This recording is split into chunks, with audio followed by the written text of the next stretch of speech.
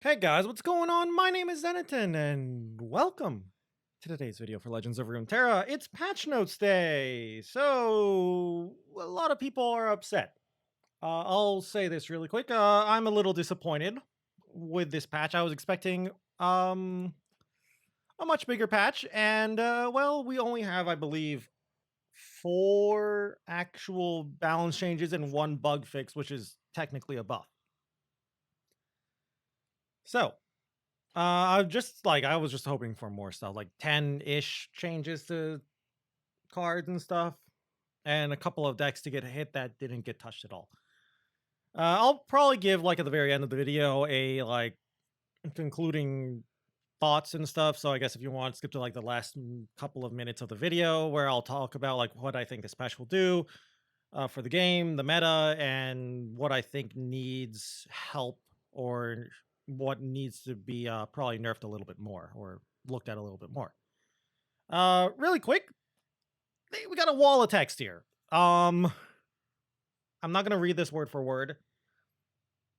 Basically, Riot is saying how they understand people are mad, and they're saying how they're using data and looking at all kinds of factors when deciding what to balance and what to change.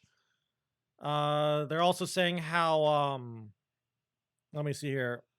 Irel and AZIR, not so obvious about like what to change, easy decisions and whatever, compared to like Talia and MALPHITE, who have also gotten buffs this patch.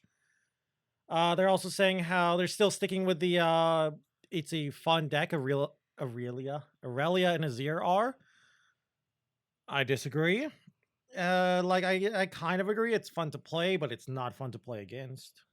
Seeing your opponent get like 3 attacks in one turn is not fun at all. So, as for the changes themselves, because I'm not going to read all of this, and I basically paraphrased this entire wall of text for you. So, 2 champions are getting buffed. There are 4, like I said earlier, 4 changes in the balance changes and 1 bug fix, which is a nerf. Sorry, a buff. But yes, first buff, Talia.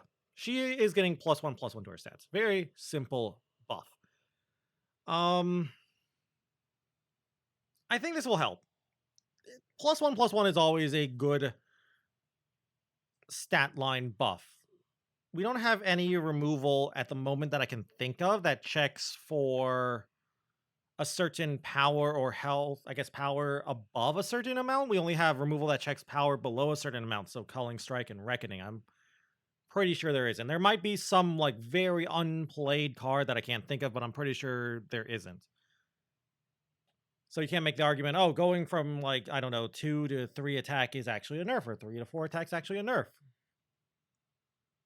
But yeah, let's look at Talia herself. There's only really one deck that's even slightly competitive that plays Talia. That is Thralls, like Talia, Lysandra, Frozen Thralls, where you try to accelerate out of Frozen Thrall using countdown acceleration, uh, Draklorn Inquisitors, maybe even a promised or promising future or whatever to double the countdown effect, copy that landmark with Talia. This helps out that deck, and that deck is getting a little support here. The thing about that deck though was Talia was mostly just used to copy a Frozen Thrall. She wasn't really there for the stat line. In fact, I would see sometimes people would just play a unit over Talia if their board was full. Now, I've also seen some people even just not play Talia at all, which is kind of sad that Talia would not be played in a very landmark-centric deck. So maybe this will help out Talia decks. She still has the weakness of needing 2 empty slots on the board, 1 for her herself, and 1 for the landmark she is copying, or else she feels bad. And she still has the problem of until she levels up, she doesn't really do much, and she is a little bit tough to level up. Not crazy tough, though. Next card, MALPHITE. MALPHITE now only needs to see 10 mana worth of landmarks to level up instead of 12. I don't think this is going to help out MALPHITE. Let's see what I have to say real quick before I talk more about Malphite. Both Talia and Malphite have struggled to find a home in the meta. We like how the deck plays, and these buffs add more power into the champions in a way that shouldn't drastically change their archetypes. Talia should feel a little more sturdy, and Malphite should level up more consistently. Maybe like Talia Malphite, because it's 2 cards that are getting a buff, but I don't think Talia Malphite's a good deck at all. But yeah, I don't think this is gonna help out Malphite. I still don't think he has a home. Like, Malphite Yasuo, I think, is bait for Yasuo, because Yasuo is not a good card in my honest opinion, and there are better Yasuo decks anyway, like Leona and Swain, I just think are better partners than Malphite.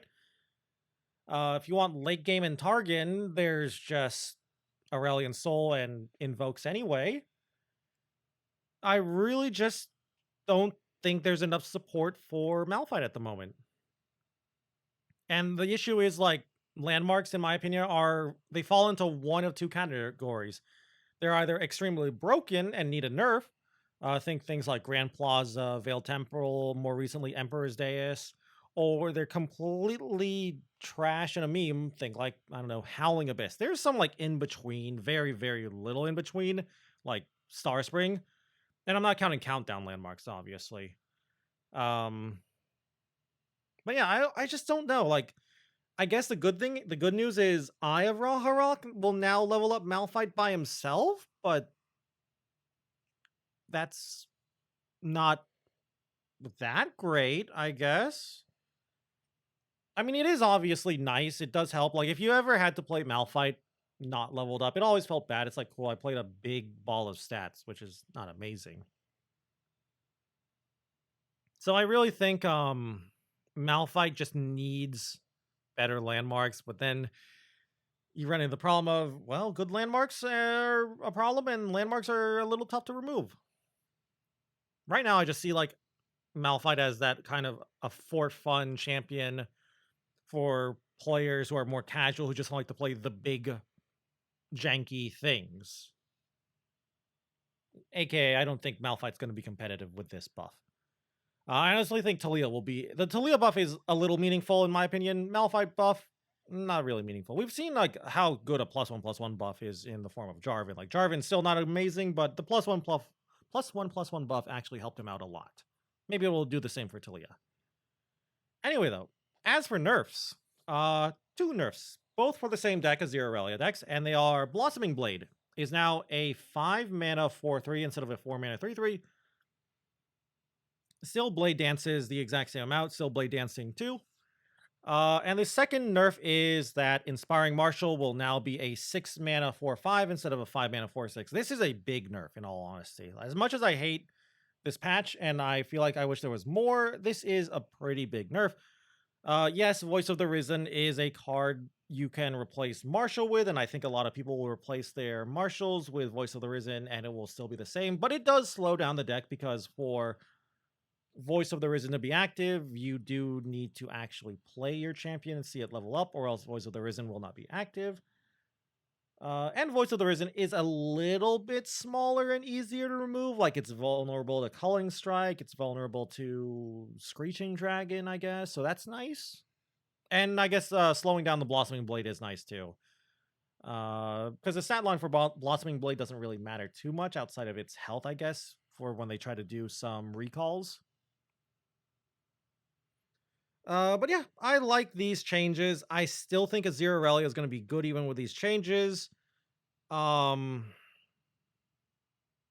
don't think they're small changes. I know a lot of people think these are small, barely going to impact the deck. I do think AZIR IRELIA is still going to be tier 1. I just think this will help bring it a little bit lower in terms of the power level, and let decks that are, in theory, counters to the deck, actually counter the deck, like dragons. I feel like dragon players are probably really happy with this buff, because Inspiring Martial, 2 things. One, the early game of AZIR IRELIA is still the same. The whole, like, Emperor's Dais, Sparring Student, early AZIR is still the same. Blossoming Blade going to 5 does mess up the turn 4 and turn 5 for the deck a little bit. But the Inspiring Martial nerf is a big win for, I'd say, like, Targon decks, because Inspiring Martial was kind of here to help out the target matchup, if that makes sense. It would help you push in a lot of damage so their healing, their lifesteal, whatever it is, couldn't keep up. Break through things that had tough. And now, because it's a lot slower, the dragon players might actually be able to counter this deck now. Now they won't have to try and find Equinox. They won't have to try and find single combats or concerted strikes and try and kill this. Now, those are all the balance changes outside of bug fixes. I am scared, though. I am really scared about the AZIR IRELIA changes. And the reason is TLC. Trundle Lysandra Control, aka Watcher. Marshall and Blossoming Blade were one of the reasons why the deck had a great win rate against Marshall, because it just went so fast. Marshall and Blade getting nerfed slows the deck by about, like, I'd say like 1 to 2 turns now.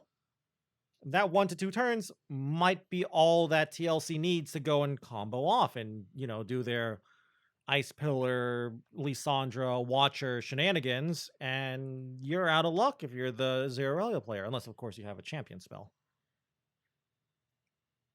And I'll say this, as much as I don't like playing against AZIR IRELIA, I would rather play against AZIR IRELIA than Trundle Lysandra Control. So much more. I don't know.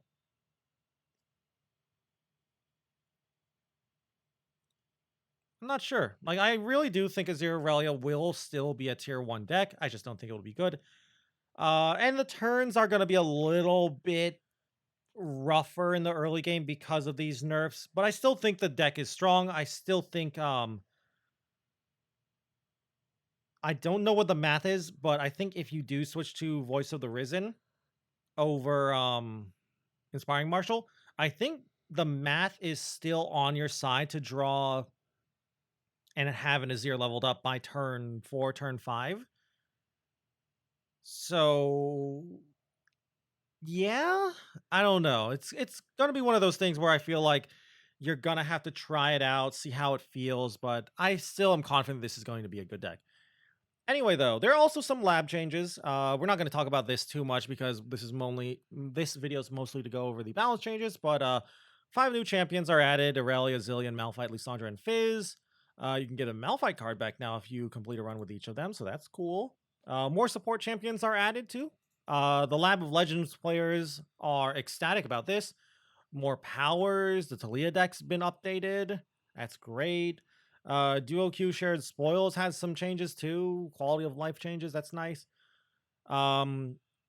This doesn't affect me too much, but cross shard friend challenges are no longer being supported, and their reasoning is tech, outdated tech. So that's nice. And they've adjusted the overtime for best of 3. So that's pretty cool too. Anyway, though, lots of relevant bug fixes. First off, Scrying Sands. Scrying Sands now does not go through Spell Shield anymore. That's pretty good. Also, Scrying Sands still gives an enemy -2/-0, even if you can't predict, which I didn't even know that was a bug that existed, but Spell Shield now blocking Scrying Sands is the big one. I've had games lost because Scrying Sands has gone through Spell Shield, which is annoying. And the other card change, bug fix, which in my opinion is a buff, and a lot of other people are saying it's a buff too. Right here, Irelia should now correctly create a Blade Surge in hand on attack the turn she levels up. This is an Irelia buff. Yes, it's a bug fix, but just because a thing is a bug fix does not mean it cannot be a buff or a nerf.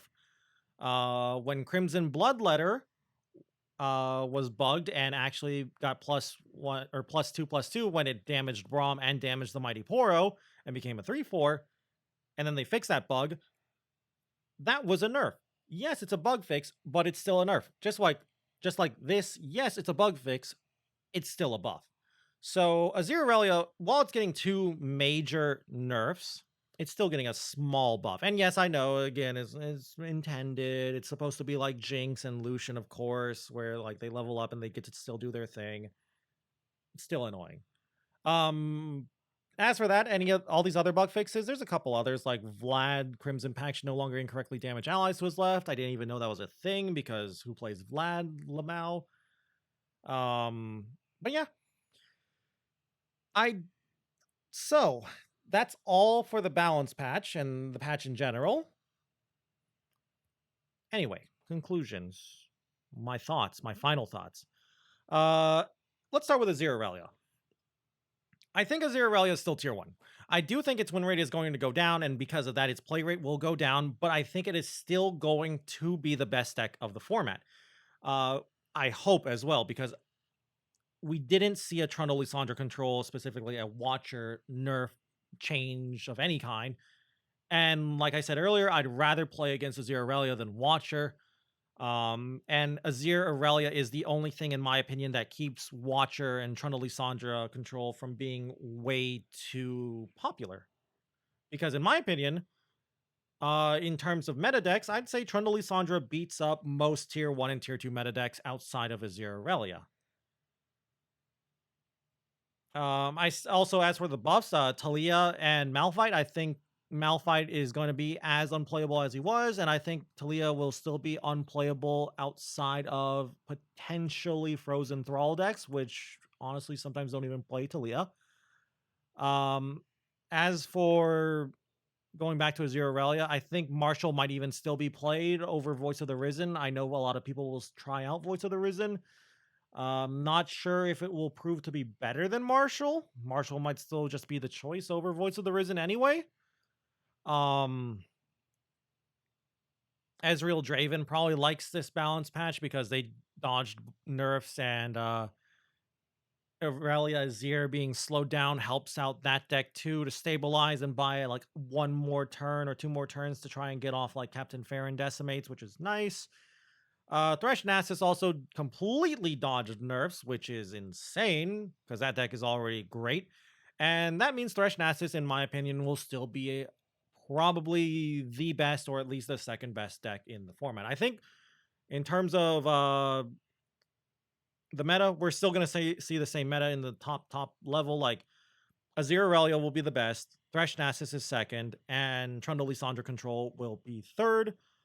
Purely because Trundle Lysandra loses hard to AZIR IRELIA, but it beats Thresh Nasus. Anyway, though, that's my discussion and analysis about this patch. I hope you enjoyed it.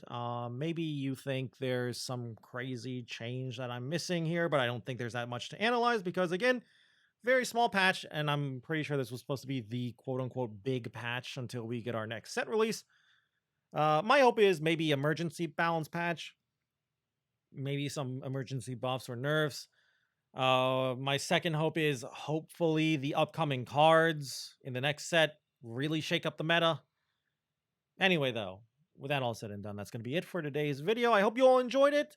If you did, please be sure to leave a like or a comment down below. And if you guys would like to keep up with the Runeterra content, please be sure to subscribe to the channel.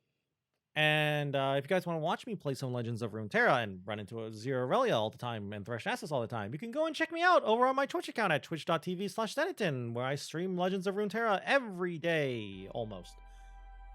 Anyway, though, with that all said and done, thank you all once more for watching this video. And until I see you guys in the next one, bye.